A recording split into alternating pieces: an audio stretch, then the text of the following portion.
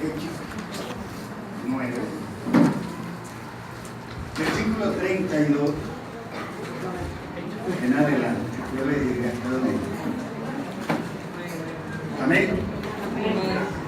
Dice, aconteció que Pedro, visitando a todos, vino también a los santos que habitaban en Lida, y halló allí a uno que se llamaba Eneas, que hacía 8 años que estaba en cama, pues era paralítico.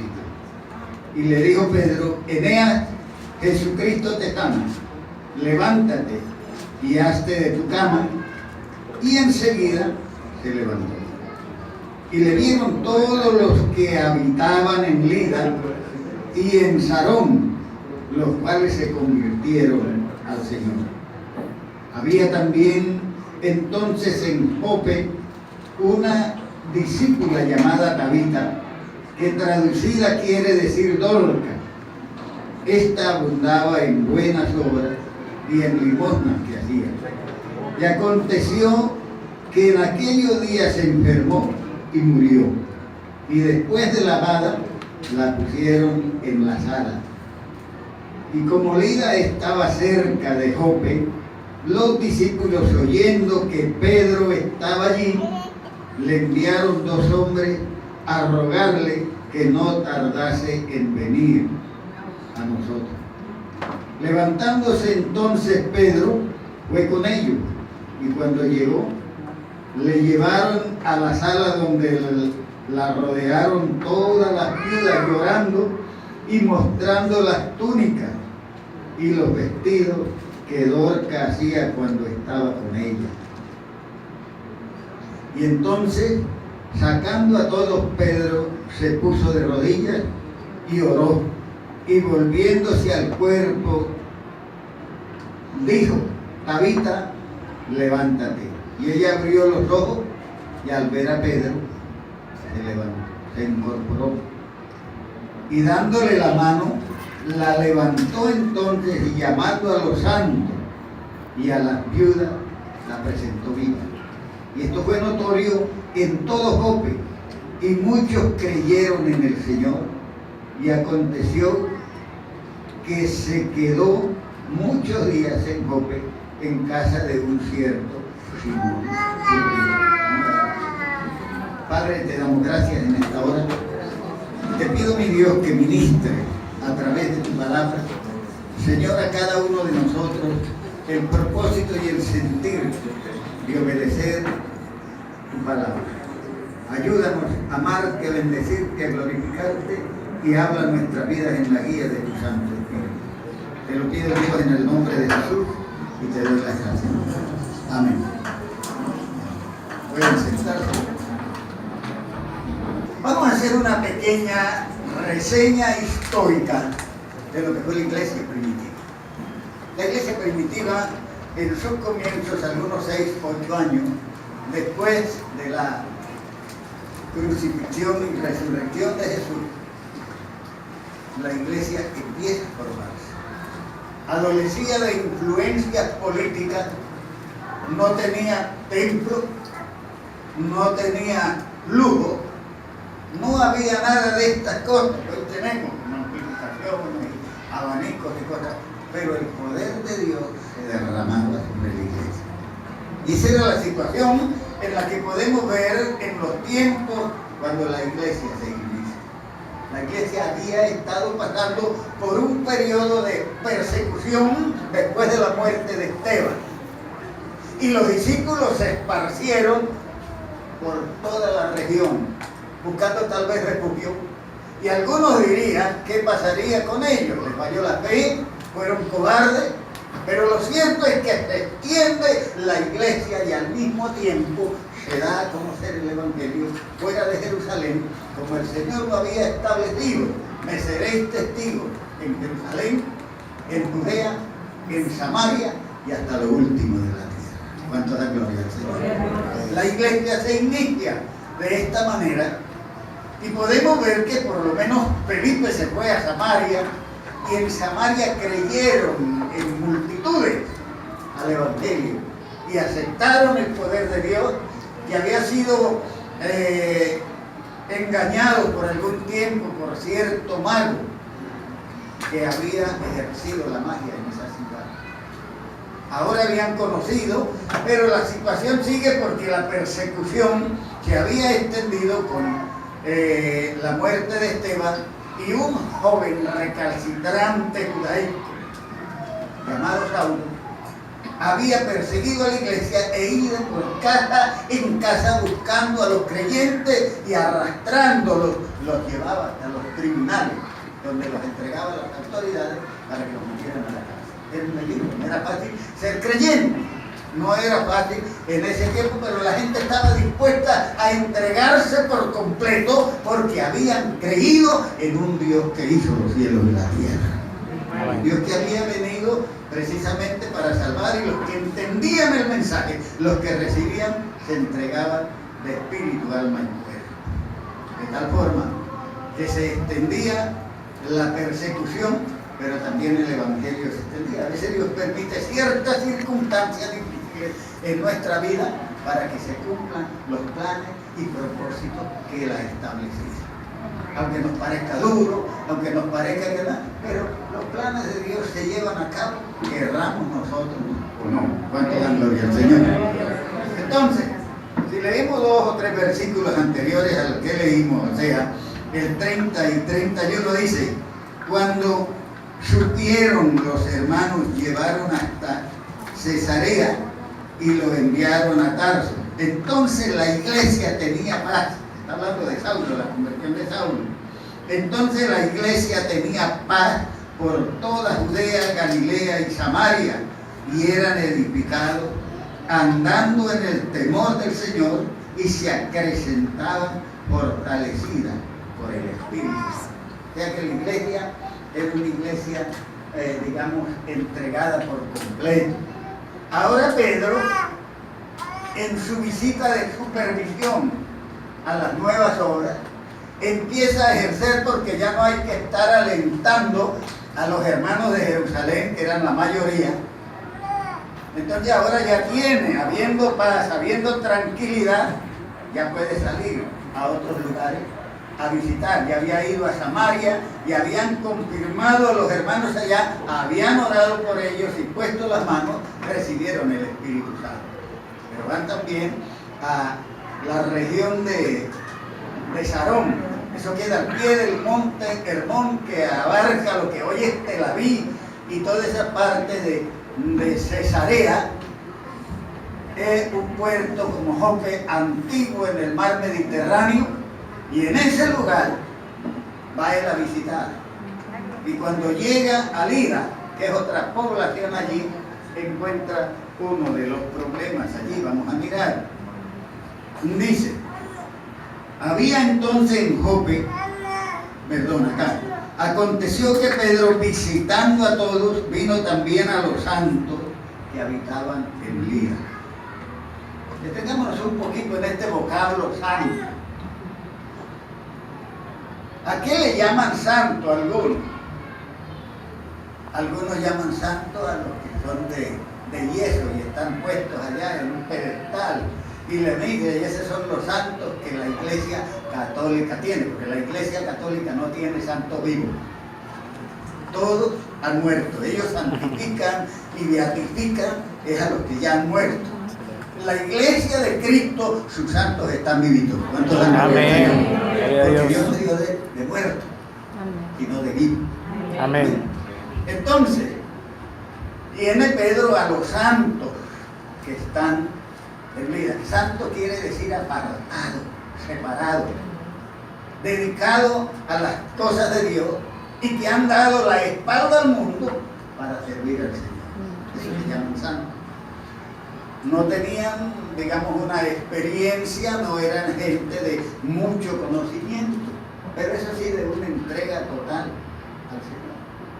Y Pedro viene visitando a los hermanos de Lida, a los santos, que muchas veces se menciona cuando los apóstoles escriben: me saluda a los santos que están en tu casa. A los santos eran los que son verdaderamente santos, los que le han dado la espalda al mundo para servir al Señor. esos son santos. Usted es santo. ¿Cuánto da gloria al Señor?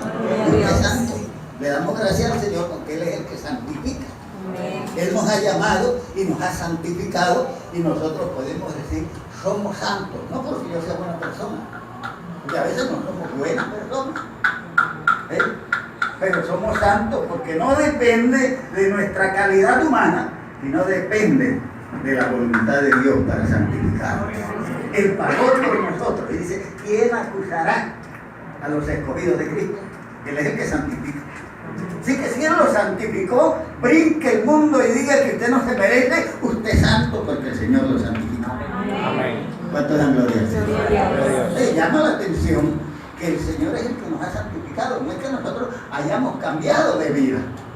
Vamos a decir, en cierto aspecto sí, pero el cambio lo hizo el Señor en nosotros y nos ha dado a nosotros una nueva vida y hoy somos santos para la gloria de su nombre. Somos santos por la voluntad de Dios. Cuando usted se somete a la voluntad de Dios, usted acepta al Señor Jesucristo, usted es santo. Así al vecino no le guste, así la gente empieza a decir, y ese que va allí, a ese le llaman santo. Diga lo que quiera, el que santifique es el Señor. ¿Cuánto dan gloria al Señor? Gloria a Dios. Entonces dice que Pedro vino a los santos que estaban en vida. Aconteció que Pedro, visitando a todos, vino también a los santos que habitaban en vida. Y halló allí a uno que se llamaba Eneas, que hacía 8 años que estaba en cama, que era paralítico. En los lugares así de llanura, a veces el agua se posa y nace una mata que es muy común aquí en Barranquilla, la enea. Enea es como una penquita esponjada y es muy común porque antes se hacían esteras aquí. Usted iba a Barranquillita y encontraba allí que en tiempos anteriores, por ahí del 70, hacían esteras. Nosotros cuando recibíamos a los hermanos que venían a las delegaciones de otras partes, entonces eran montones de esteras que había que comprar y esa estera se llamaba estera de Enea. Tal vez ese colchoncito que tenía Enea le dio el nombre a esa estera de Enea y se hizo común. Este era ese colchoncito que es una... ¿Cuántos han dormido en una estera? De Enea, yo he dormido. Y sabroso porque es hasta fresca y es acolchonadita. Entonces este estaba allí como que, no sé, no nos dice la Biblia si era, pero estaba allí donde estaban los hermanos. Y cuando Pedro llega se da cuenta de esta necesidad. Y lo primero que dice Enea, el Señor te ha sanado, levántate. Aquí no dice el Señor te sana. En otra versión dice el Señor te ha sanado, levántate. Y este hombre rápidamente se incorpora y coge su estera, la recoge y se la lleva como para despejar dudas o que pueda el hombre a seguirse amañando, porque hay mucha gente que por la situación económica prefieren estar enfermos antes de ser sanados. Una vez mi esposa de Maicao le dijo a un señor que tenía una llaga en la pierna: Señor, yo quiero orar por usted para que sea sano. Y dice: ¿de qué vivo entonces? Le digo sí, como cínicamente. Entonces hay gente que tiene eso de vivir de esto, pero hay personas que están enfermas y de verdad quieren la sanidad. Hay otros que se han acomodado a esa situación y ven que es un ánimo de lucro seguro y continúan en esa vida. Pero este Enea quería ser sano, se levantó y fue notorio a todas las personas que estaban en Jope y alrededor. Jope era un puerto que algunos 540 años Jonás había huido allí para coger un barco hacia Tarsis. Era un puerto del mar Mediterráneo y de allí pues era muy común de que la gente se embarcara, así que Jope parece que ya había perdido la situación para ese tiempo, porque tal vez Cesarea lo había ocupado. Hoy en día, como le digo, no es ni Cesarea ni es Jope es Tel Aviv, la que ha ocupado una de las mayores ciudades de Israel. Entonces,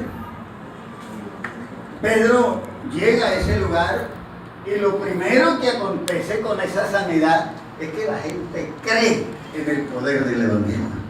Porque cuando hay una sanidad de esta magnitud, la gente cree. Y como en ese tiempo no había tanta entretención como la hay hoy en día, que una vez se tiene que estar luchando porque a veces en los mismos puntos los hermanos están aquí con el ojo cuadrado.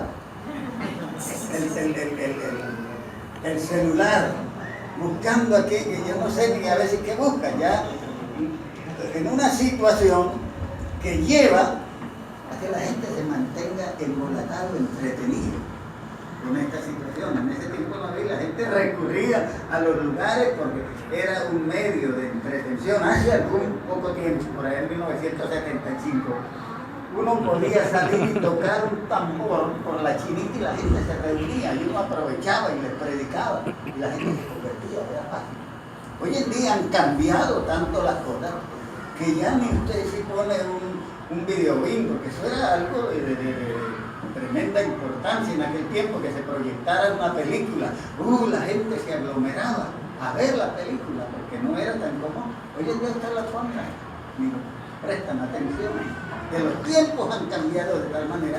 Imagínese usted la situación aquellos tiempos, cuando no había nada en que la gente pudiera entretenerse, buscaba donde la gente se aglomeraba y esto se aprovechaba para predicar el Evangelio. Pedro llega a ese lugar a visitar a los hermanos, a confirmarlo porque era algo que tenían. Hoy en día los evangelistas modernos simplemente llegan y predican y después dicen, se entregaron tanto y se fueron.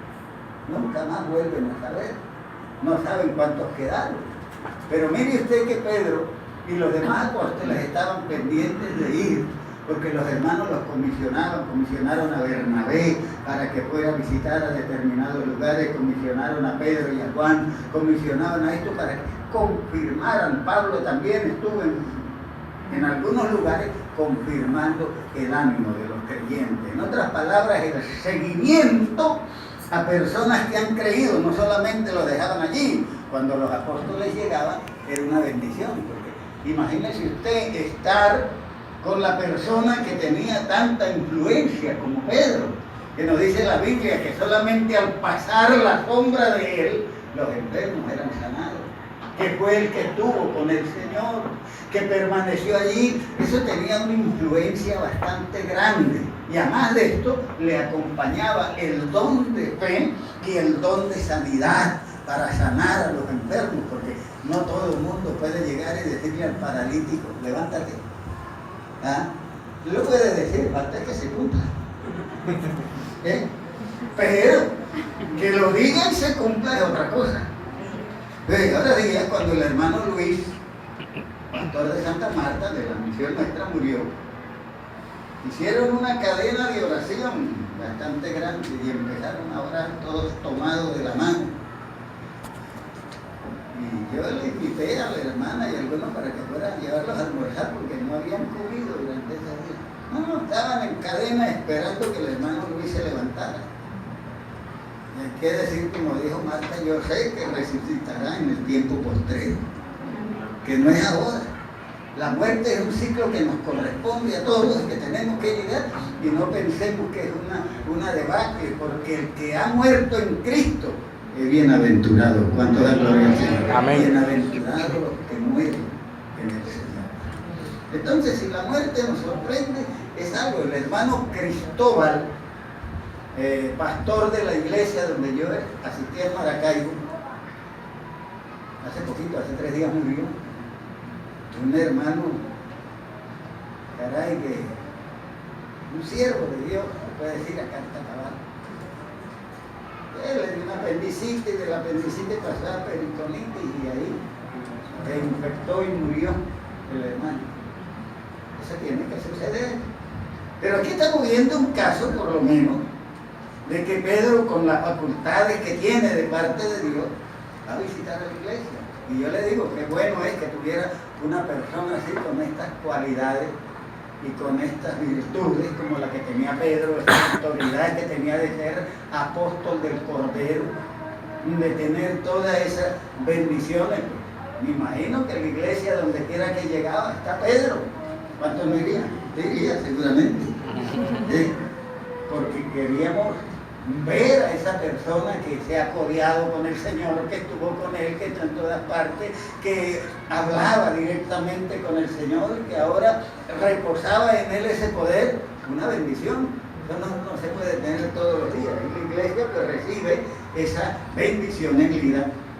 Y ocurre que Eneas es uno de los beneficiados. Pues el Pedro le dijo: Eneas, el Señor te ha sanado. Hazte de tu cama, levántate. Oigan, es una bendición que uno pueda tener esto. No se le atribuye a Pedro en la Biblia que fue el que hizo el milagro. No se le atribuye a Pedro que él era el de los dones, que él era. Siempre se está reconociendo que es el Señor Jesucristo. Como para que nosotros, hoy en día tenemos esa situación. Miren, yo me imagino y me pregunto, ¿qué tal que el Señor hubiera levantado al hermano Luis? Mire, esa gente no cabría en la ropa. Que se atribuyen los milagros. Hay gente que dice, el Señor lo levantó porque yo oré. Y empiezan a atribuirse. Cuando a Pedro, oiga bien, y Juan estuvieron en el templo de la Puerta de la Hermosa allá y sanaron al paralítico, Pedro les dice, porque la gente se aglomera a preguntar y a comentar y a decir, ¿por qué ponéis los ojos en nosotros como si de nosotros hubiera salido tal poder? ¿Por qué no miran al Señor? Mírenlo a Él, que Él es el que puede hacer las cosas. Como para echar de sí la situación de que vayan a traer sobre ellos que ha salido poder de ellos. Si pasaban algunas cosas, era porque Dios estaba con ellos, no era otra cosa. ¿Cuánto la gloria al Señor? Entonces, Pedro, de allí pues hay una conversión en masa de toda la gente que está en Lida. Y le dieron todos los que habitaban en Lida y en Sarón. Sarón es un valle bastante precioso. Se dan unas rocas preciosísimas aquí. Tanto bien dicho, las rocas de Sarón. Así como el Líbano es especializado para los cedros. Sarón era con las rosas. Y a Jesús se le dice que es la rosa de Sarón. Es un valle bastante precioso, muy fértil. Eso queda dentro de la media luna fértil. Y en ese lugar pues estaba esta población que habían creído y ahora la visita, es una bendición, la visita de Pedro en ese lugar. Y dice, y le vieron todos los que habitaban en Lida y en Sarón, los cuales se convirtieron al Señor. Esto es lo precioso. Porque de nada sirve, ¿verdad? De que haya movimiento, como a veces sucede, que de pronto se extiende la mano y todos caen. Esas cosas son movimientos que vienen, oleajes que de pronto vienen, pero que no pasa nada, que la gente sigue igual. Si uno no ve el cambio en la persona, si uno no ve que la gente que han sido tocados o que se levantó y habló en lenguas y dijo, pero luego lo ve uno en las mismas peleas, en las mismas actitudes, en las mismas situaciones, entonces no ha habido ningún cambio. Pero cuando Dios hace la obra, dice, se convirtieron al Señor. La gente creyó, entonces se añadían, como dice la Biblia, al Señor o a la iglesia los que habían ser salvos. ¿Cuánto la gloria al Señor? Bien, seguimos en la trayectoria. Dice, y había entonces en Jope una discípula llamada Tabita, que traducido quiere decir dorca. Esta abundaba en buenas obras y limosna. Era una mujer excepcional, una empresaria, una mujer que trabajaba en la labor del textil. Y ella trabajaba en esto, seguramente para tener una empresa de esa magnitud tenía que haber dinero de por medio. Que nadie puede coger y hacer túnicas, y en ese tiempo pues no era fácil la situación, así que era una mujer empresaria que trabajaba y era miembro de la iglesia Y eso se beneficiaba a la iglesia porque le daba trabajo a las viudas, porque aprovechaba en esto de tener, falta hace por lo menos empresarios en la iglesia. Una persona que tenga empresa y dice, hermano, necesito que el otro y el otro, 25, 30 empleados. ¿Es una bendición o no es una bendición? Desde luego, adolecemos de esto. Pero la iglesia en Lira tenía esta mujer que era algo excepcional. No se sabe si era diaconisa, lo cierto es que era discípula. En otras palabras, seguidora de Cristo. Se distinguían los discípulos de los apóstoles. Los discípulos eran los que eran seguidores y los apóstoles eran los que habían recibido directamente el mensaje del Señor y transmitido al pueblo, y de allí se iban convirtiendo, y allí quedaron muchos enseñando la palabra, pero los apóstoles eran los de la mayor autoridad y eran los que llevaban el mensaje. Así que esta mujer discípula, en una situación enferma, no nos dice la Biblia de qué enfermó, si de desintería, si de que no lo dice, lo que enfermó. Y como el cuerpo de uno es tan frágil, porque hoy podemos estar nosotros que saltamos y brincamos y mañana nos coge un virus y de pronto estamos todos descodificados y pálidos y mejor dicho. Entonces notamos cuán frágil somos. Y ahí está mostrando que esta mujer, a pesar de tener toda esta, enfermó. Y no solamente enfermó, murió. ¿Qué hacen los hermanos? La cogen, la llevan a la sala, la lavan como era de costumbre, y después de lavada y arreglar la situación mortuoria, la ponen en la sala de velación, donde se llamaba anteriormente el aposento alto, que eran salas para recibir o para unos salones bastante grandes, y eran por lo menos las funerarias de ese tiempo. Hoy en día se muere alguien y para la funeraria. Ya no hay casi ni dolientes, allá van algunas personas que son cuentachistes, que van a echar cuentos y hacer reír a la gente, y a tomar tinto y a estar en esto. Conocí un señor que vivía prácticamente de esto porque él no le gustaba comer, le gustaba el roncaña. Y le preguntaba uno a Chago, ese era el Ciénaga, Chago, ¿cómo le ha ido? Esto está malo, no se ha muerto ninguno. Porque él se deleitaba cuando alguien moría, porque ahí le brindaban el traguito. Cierta ocasión yo mismo le dije, Chago, ¿qué quieres, mondongo? No, dame un trago, porque el mondongo me hace daño.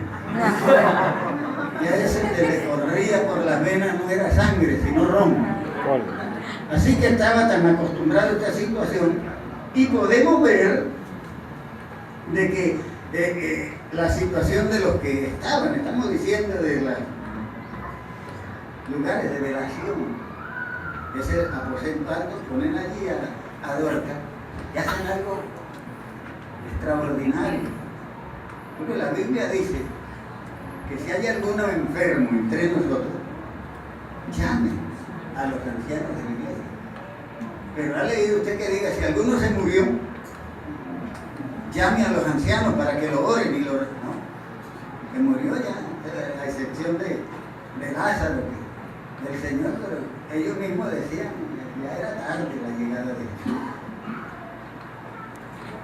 Entonces Pedro, como buen seguidor del Señor, practicante de las cosas del Señor,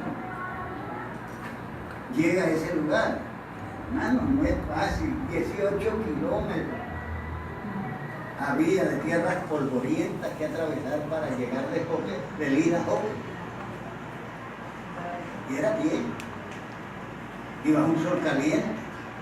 Dígale usted a un evangelista, dígale usted a un pastor, hermano, necesito que me acompañe al kilómetro 14, pero a pie, hermano, porque no hay carro. ¿Ah? Pregúntele si va. No, que le digan de aquí a Puerto Colombia, a pie. ¿Usted estaría dispuesto a ir? Tal vez no. Pero llegaron los hermanos y le dijeron, comisionan a dos. ¿Cuánto demoraron estos tipos en venir después que la preparan? Y la ponen allí. Y se dan cuenta que Pedro está en Jope, en en Lida. Y luego, mientras ellos vienen 18 kilómetros, uno recorre por lo regular 4 kilómetros por hora. Y eso sí es porque, exacto, eso era Roma y piedra y cuestiones, camino. ¿Cuánto se demoraron en llegar? 3 horas y media. Mientras el otro se alista y vuelve, ¿cuántas horas han pasado?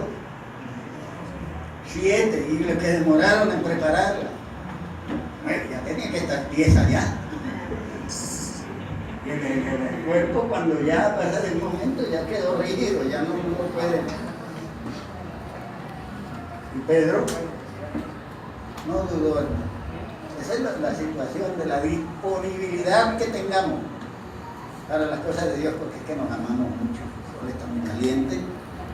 Hermano, ¿qué voy a hacer si ya se murió? No diríamos así, dígame, así que la verdad es, hermano, si ya se murió, ¿qué voy a hacer? Yo puedo ir al entierro, pero de inmediato Pedro estaba dispuesto a ir y partió hacia allá.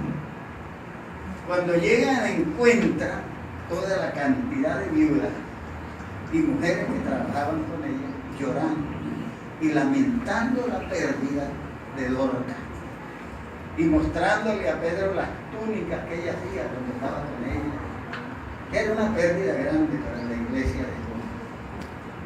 No era fácil perder un miembro de esas calidades, perder la iglesia de una persona de las que nos dice daba limosna. Veamos las cualidades de Tabita o de Dorcas. Quiero decirle que Tabita era en arameo, Dorcas es en griego, y los helenos pues la llamaban Dorcas, que quiere decir gacela, por una manera de identificar. Dice, y había entonces en Jope una discípula llamada Tabita, que traducido quiere decir Dorcas. Esta abundaba, ¿en qué? En buenas obras y en limosna. Ya que era una persona excepcional. Porque a veces nosotros para dar, papá, vamos duro. Y a veces yo le digo, el Señor, porque a veces nos llega alguien a pedir y si lo vemos mal vestido, harapiento, ese es para comprar bazuco, no le den. No sabe si puede ser un ángel disfrazado de esta manera. Y la Biblia dice que muchos han albergado ángeles sin saberlo, porque muchas veces Dios prueba el corazón. Y lo que tenemos que decir la Biblia, que te pidan, dale. No endurezcamos el corazón, porque a veces nos volvemos demasiado duros y críticos. Vemos una persona, eso lo tiene así el pecado. Mire cómo está.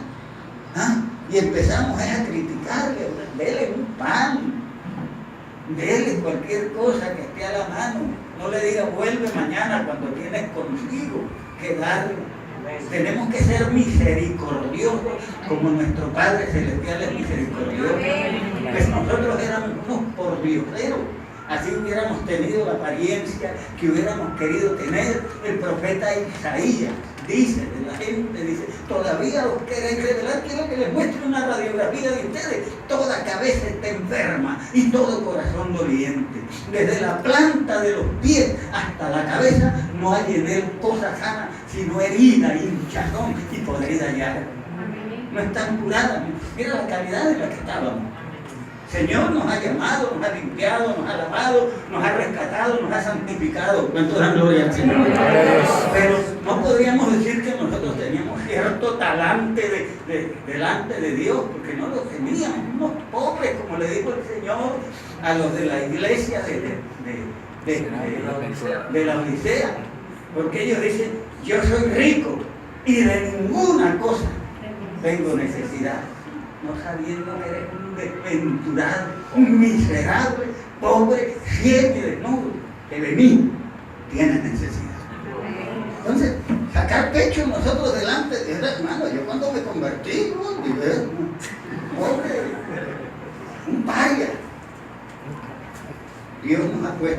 celestiales, nos ha hecho sentar con los príncipes de su reino. No éramos mejor que ninguno. Dios nos ha levantado. Entonces, esta mujer era piadosa. Era una mujer que hacía obras de caridad. Era una mujer que la quería el pueblo. Había entonces en Jope una discípula llamada Tabita, que traducido quiere decir Dorcas.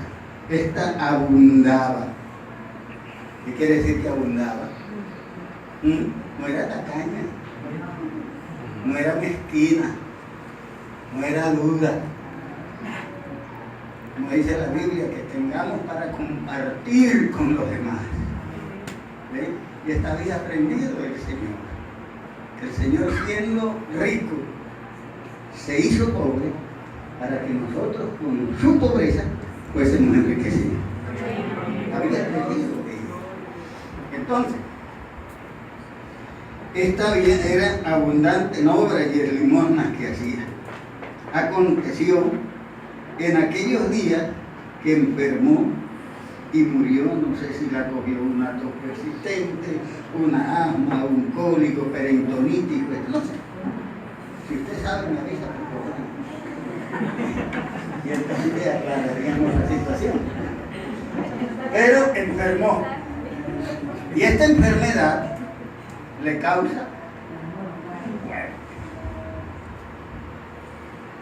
Lógicamente la muerte, yo siempre he dicho que la muerte es digamos, el estado más crítico, ella es la que nos hace reaccionar. La muerte hace reaccionar. Cuando usted ve una persona que hoy está aquí y de pronto, no, lo mató un carro. Se encontró una bala perdida. Le cayó un cable. Le dio un derrame. Pero si yo ayer estaba hablando con... Sí, ayer. Hoy está muerto. Entonces decimos que tremenda es la muerte. Por eso es el postrero enemigo que va a ser vencido. Porque es el enemigo de la raza humana. Se confabuló Satanás. Y la Biblia dice, oiga bien, que el príncipe de hay una parte que dice allá en el libro de Hebreos, dice, ahora se me olvida el versículo que quedaría ahí como perla ahí. Para vencer por medio de la muerte. Exacto. Por favor, ayúdenme a ver. No, en Hebreo creo que está. Dice... Dice que él vino para deshacer al que tenía el imperio de la muerte, este es al diablo, y librar a los que durante toda la vida estaban por temor a la muerte sujetos a yugo de servidumbre. ¿Quién no quiere servir a alguien si le pone una pistola? Y a veces te lo ponen cábala, porque sabe que lo van a enterrar, porque es la cama, que lo van a matar. Pero el miedo a la muerte hace que nos sometamos. Y el diablo ha utilizado esto, el imperio de la muerte, y Cristo vino para deshacer el imperio de la muerte. Dice, esto es al diablo, y librar a los que por temor a la muerte estaban sujetos a yugo de servidumbre.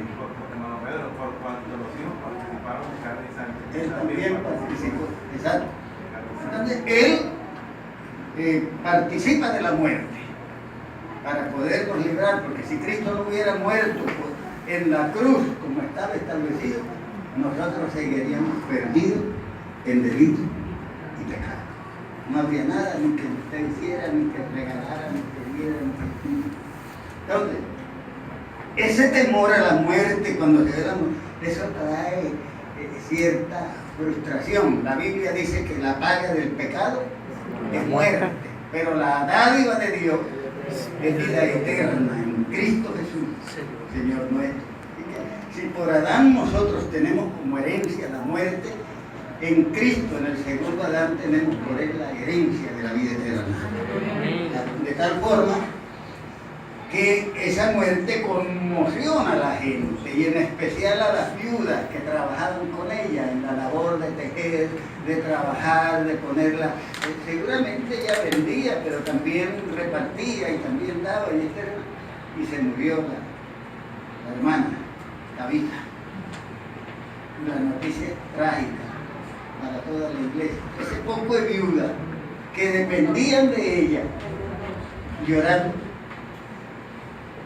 Y se muere el patrón, que es el que le está subsidiando y le está dando y le está ayudando, le queda uno como quien dice, y ella morirse en ese momento le trajo cierta dificultad a la hermana. Aconteció que en aquellos días enfermó y murió. Y después de la vara, la pusieron en la sala. Y como Lida está cerca de Jope, los discípulos, oyendo que Pedro estaba allí, le enviaron a 2 hombres a rogarle que no tardase en venir a nosotros. Levantándose entonces Pedro, fue con ellos. Y cuando llegó, ¿qué pasó? Le llevaron a la sala donde le rodearon todas las viudas llorando y mostrando las túnicas. Ay, esta me la hizo, me la regaló. Llorando, se despierta ciertos sentimientos de dolor. Cada viuda de esta estaba conmocionada. Y es que cuando alguien muere, se despiertan todas las... ¿Sí? Ahí dice que no hay muerto mal. Pero ella sí había tenido muchas cosas destacables, porque bien. Y las viudas que están allí le muestran, rodean a Pedro. Pedro hace lo que hizo el Señor cuando llegó a casa de Jaime. Le dice, la niña no está muerta, sino que duerme. Entonces se burlaban del Señor, los que estaban lamentando y llorando. Eso lo saca todo. Esa actitud de la viuda y de la gente en la casa de Jairo no era de fe. Se necesita en muchas ocasiones estar acompañado de alguien que nos impulse a ver. Eso es como cuando usted va con una persona por un camino tenebroso y dice, yo le acompaño, y cuando cualquier cosa se cae desmayado el que dijo que le acompañara. En vez de darle ánimo, le va a traer tremendo problema, pero tiene que echárselo encima y asustado por lo que él espera, también por lo que está aconteciendo. Entonces, estas viudas no representaban una actitud de fe. Y Pedro, se me sale, por favor. Para afuera. Sacó a todos. Y Pedro se tira de rodillas. Tal vez se acordó a lo que Eliseo o Elías habían hecho en tiempo del Antiguo Testamento. Cuando fueron la viuda o la tsunamita, mandó a llamar a Eliseo y él mandó a que viniera él y le pusiera el báculo y llorara y no pasó nada. Viene él y se le echa encima y le pone la boca en la boca de la niña y empieza como a darle respiración boca a boca. Y el niño resucita. Pedro hace lo mismo, se tira de rodillas ahí él solo. Porque cuando alguien está orando, pero se levantará. Yo creo que no se levanta. Una actitud de esta entorpece. Porque la fe es la certeza de lo que se espera. La convicción De lo que no se ve. No se veía vida, pero Cristo es la vida. Amén. Cristo no se ve, pero está aquí y Él es la vida. Cristo está entre nosotros, Él se mueve entre el pueblo. Está con nosotros. No lo vemos, pero lo sentimos. El hambre no se puede ver, pero se siente. La sed no se ve, pero ¿qué pasa? Se siente. Bueno, Dios es así. No le vemos con estos ojos materiales, pero podemos sentirlo. Porque Dios se hace sentir. Entonces, Pedro se tira de rodillas y empieza a orar. y en medio de su situación. Veamos a ver qué pasa. Levantándose Pedro fue con ellos y cuando llegó lo llevaron a la sala donde le rodearon todas las viudas llorando y mostrándole las túnicas y los vestidos que Dorcas hacía cuando estaba con ellos. Entonces, sacándolo a todo, Pedro se puso de rodillas y lloró. Y volviéndose al cuerpo le dijo: Tabita, levántate. Y ella abrió los ojos y al ver a Pedro se asustó. La cara barbada de Pedro.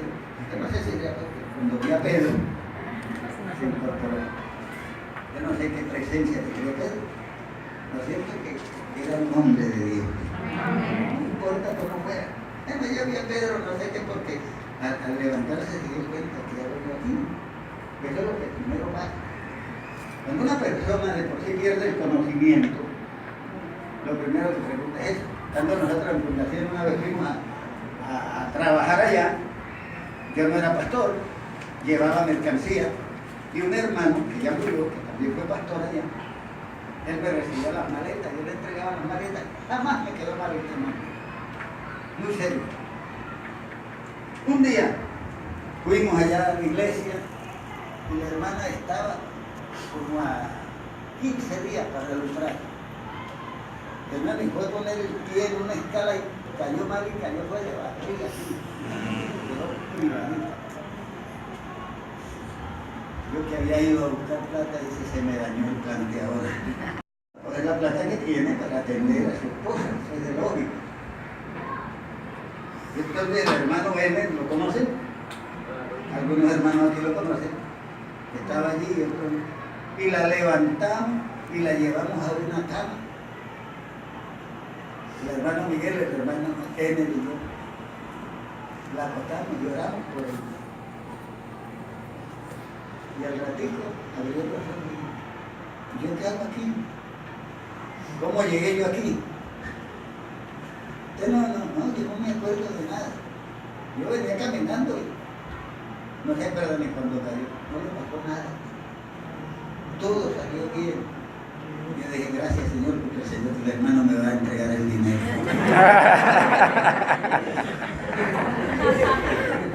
Vino el hermano. Sí, todo bien. Tiene una mujerota ya con varios hijos.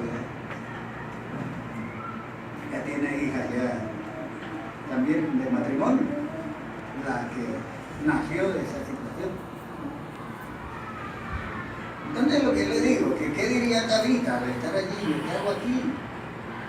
Porque cuando uno queda como desubicado, de pronto ahí con Pedro, que nunca lo había visto, y ahora lo ve. Y pues le da la mano muy amablemente y la ayuda a levantar. Entonces llama a los hermanos, están allá afuera llorando a la expectativa que pasará, como cuando uno lleva a una persona a cuidados intensivos. ¿Sí? Cuando se lleva una persona a cuidados intensivos, están a la expectativa que está. Doctor, ¿qué pasó? ¿Qué pasó con él? ¿No había pasado así? ¿Usted qué le toca hacer? ¿Qué pasó? ¿Cómo sigue? ¿Qué tal? Ahora en esta situación, la gente a la expectativa afuera, ¿qué pasaba con Dorcas? ¿Y qué pasaba con Pedro? Y de pronto Pedro abre la puerta. Esta es la hermana. ¿Cuánto dan gloria a Dios? Alegría. Porque esto trae gozo. Eso trae regocijo. Es que una persona muerta y de pronto se levante. Ahora si hubiera, digamos, en ese entonces, la cantidad de paparazzi que hay hoy en día, preguntándole y molestando, y mire qué se siente, qué se ve, qué sintió, qué vio, qué sucedió, cómo fue, y empiezan a hacerle preguntas. Entrevistas, seguro que viene RCN y Caracol y todas las emisoras a entrevistar a la persona, porque es algo que no es común. Si fuera hoy. Bueno, pues ahí estaban las viudas que querían saber qué pasaba. Y la entregó a ellos. ¿Qué dice la Biblia? Miremos. Dice,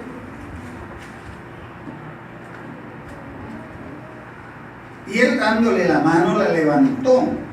Entonces llamando a los santos otra vez y a las viudas, la presentó viva. Entonces fue notorio en todo Jope y muchos creyeron en el Señor. No creyeron en Pedro, porque es muy fácil hoy en día la gente creer porque se hacen protagonistas de las cosas que son del Señor, le roban la gloria al Señor. Yo la levanté y se dan bombo. Ahora sí hay una situación como de una raya de despachatez de un hermano en plena escuela dominical hablando con el Señor por celular. Señor, ¿de qué quiere que les hable? Háblale de la ofrenda, háblale del diezmo. Que ridiculez, hermano, como si Dios necesitara utilizar cuestiones. Cuando Dios quiere, habla de espíritu a espíritu, porque el espíritu de Dios se comunica con el espíritu del hombre. Ahora Dios usando la tecnología humana para manifestar hasta dónde llega la ridiculez.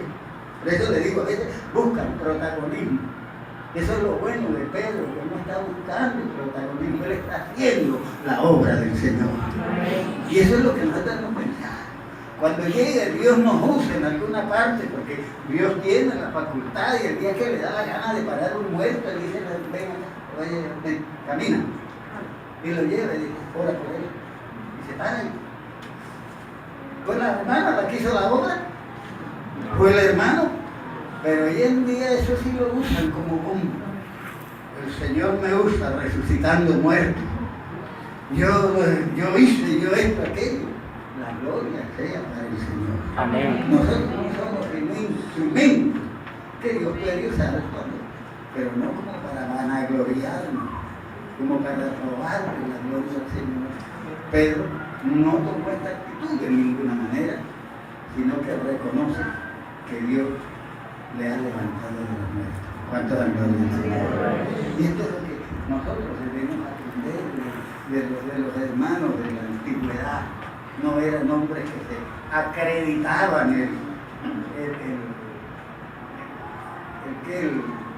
la popularidad. No era gente que estaba buscando el protagonismo. Entonces,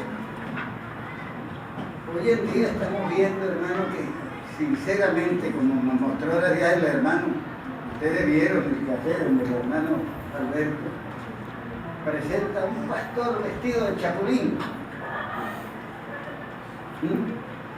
otro vestido de Superman, utilizando el plagio del mundo, lo ridículo del mundo, porque no es otra cosa, para presentarse, para decir que esto atrae a la gente. Si tratan de agradar a los hombres, entonces no agradan al Señor. A Dios hay que buscarle en espíritu y en verdad. Y cuando le buscamos, entonces Él nos usa sin tanta tontería que nosotros estemos tratando de buscar nuestra propia gloria, el propio protagonismo, de presentarnos nosotros como la figura. Porque inclusive a veces hay predicadores que opacan al Señor. Porque, como dijo un hermano que lo invité y después me pidió otra vez que lo invitara cuando estaba allá abajo. Hermano, a mí Dios me usa. Y empieza. Estábamos en una reunión y Dios me habló. Y Dios me mostró. O sea que Dios no usaba más ninguno, sino a Él. Después me llama, hermano, ¿qué tal le pareció? Después, hermano, la verdad no fue muy ¿cuándo quiere que le visite? No, hermano, en otra ocasión, no se preocupe. Voy a invitar a alguien que quiere buscar su propia gloria. Quiere mostrarse. El que se merece toda honra y toda gloria del Señor. Amén. Amén. Eso debe ser así.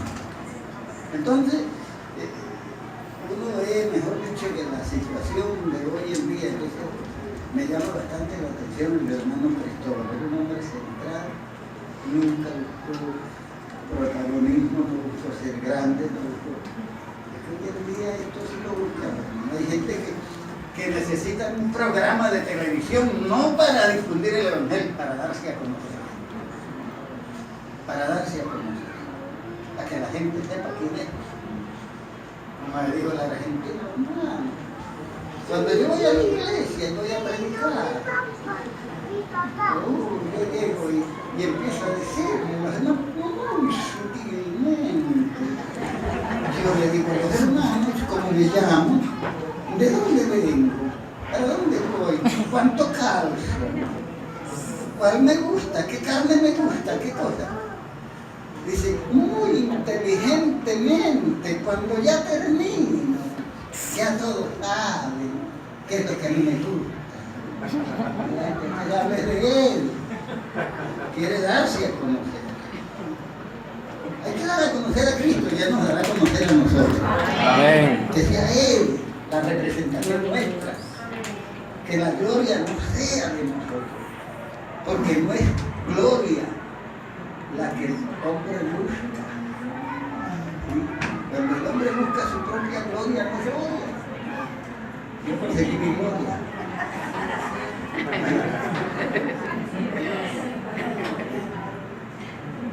Dios me dio una gloria. Ah, Entonces, bueno, para los que no saben, es mi esposa.